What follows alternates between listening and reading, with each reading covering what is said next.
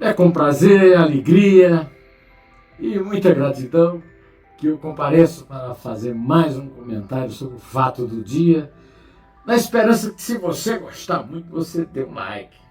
E se não for inscrito no canal José Neumann Pinto no YouTube, dê um like e se inscreva. Inscrito ou não, dê o like ou não, comente. Eu adoro ler comentários e julgar os comentários também, viu? Bom, acompanhei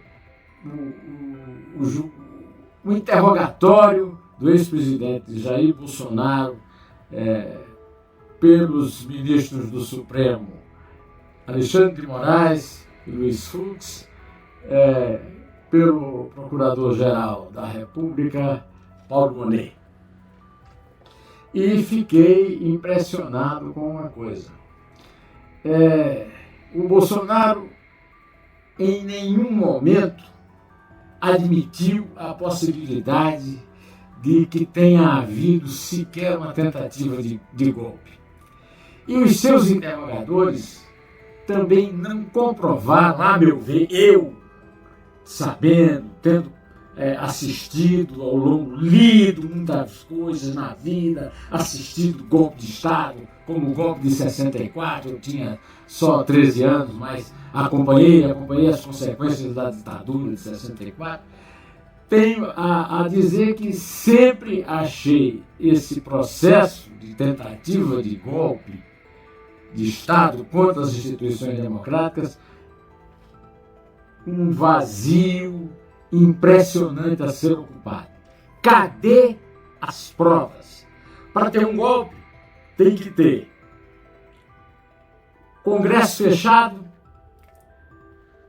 interferência militar, tropa na rua, tanque. Cadê os tanques? Cadê os tanques? Ah, não, mas foi só uma tentativa.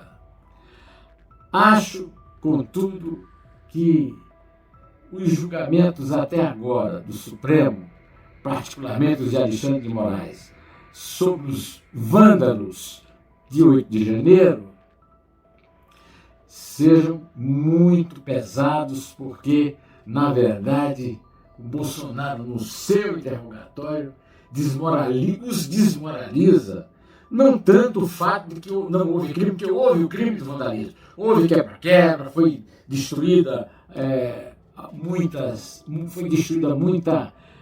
patrimônio público, mas não houve ali uma tentativa de tomada de poder.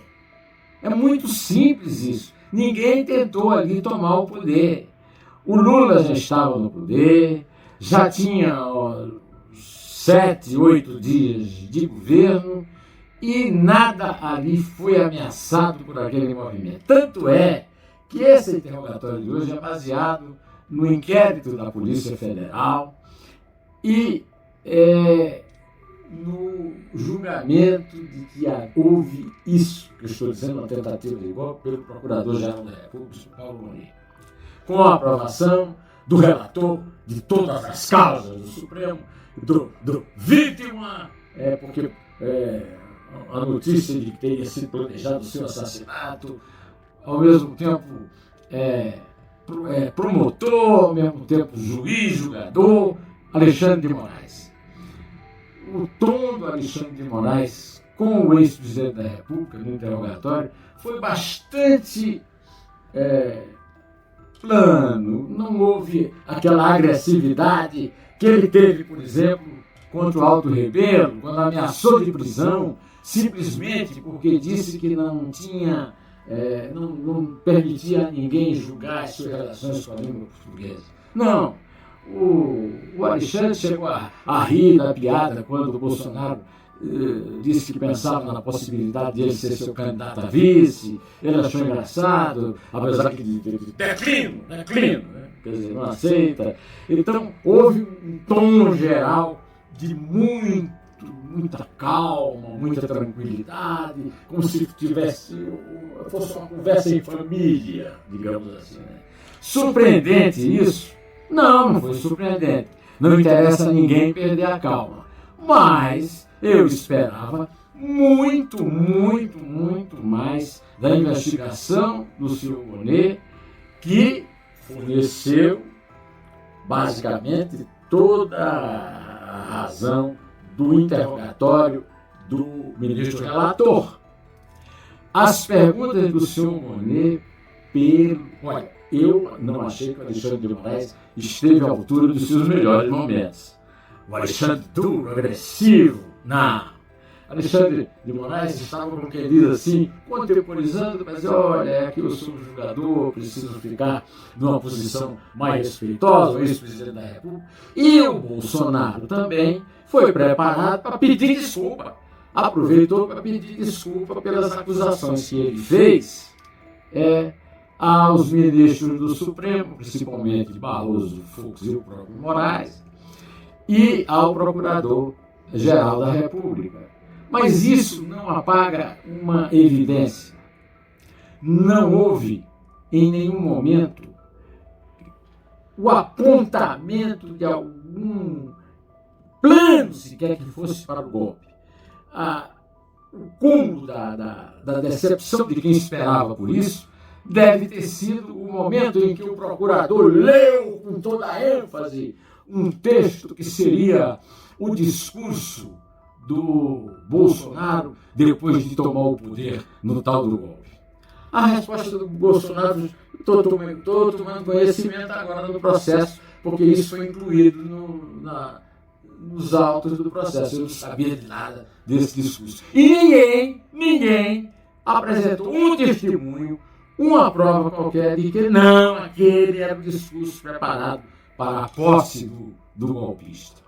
Então, fica claro o seguinte, que os vândalos eram mesmo os vândalos, não eram golpistas, e que não houve, depois da derrota eleitoral do segundo turno de Bolsonaro para Lula, nenhuma tentativa de golpe republicano. Olha só, o Lula, o Bolsonaro contou, inclusive, que o Zé Múcio, ministro da Defesa do Lula, lhe pediu para que ele nomeasse os generais comandantes das forças e o ministro da Defesa ainda na vigência do seu mandato, antes do Lula tomar posse, e que ele deu ordens para que o seu ministro de Defesa, o general Paulo Sérgio, abrisse as portas, todas as informações possíveis, para que o Zé Múcio fosse recebido e pudesse fazer aquilo que se chama de transição. Eu achei que um ponto forte do depoimento do Bolsonaro é quando ele lembra que ele poderia ter deixado os caminhoneiros terem partido para engrossar, quando ele fez o apelo num vídeo e deu ordens para que desmanchasse a movimentação dos caminhoneiros protestando contra a derrota dele na eleição. É claro que ninguém se convenceu de que o Bolsonaro tinha razão quando apontou a possibilidade de fraude eleitoral. Em termos de argumentação, o discurso do Bolsonaro foi zero. Mas também não ficou claro em nenhum momento que o almirante Garnier, que é utilizado permanentemente como uma prova militar da possibilidade de golpe, tivesse sido um elemento, assim, o cara que foi para resolver o problema Bolsonaro. Ao contrário, a reunião dos militares com o Bolsonaro virou um consórcio de colegas de academia, etc. e tal. Então, minha gente, golpe, nem pensar. Tentativa de golpe, tentativa de golpe sem tropa militar, sem Congresso fechado e com o presidente que assumiu depois, eleito contra o Bolsonaro, o Lula, nomeou o comandante militar do Distrito Federal, o general Gonçalves Dias. E o general foi filmado e mostrado para o Brasil inteiro com toda a tentativa do Lula e do PT de evitarem a exibição do filme, dando água para os sedentos invasores das dependências, das sedes do poder. General, agora, me diz uma coisa, onde é que anda o general Gonçalves Dias, hein? O general Gonçalves Dias não foi acusado de ser golpista, foi demitido pelo Lula, mas sumiu, né?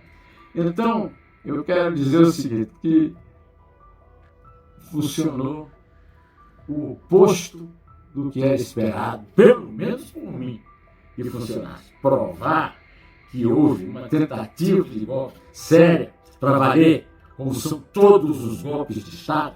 E no Brasil nós temos uma longa tradição de golpe de Estado, principalmente sob a égide de militares, né? A República é um golpe de Estado.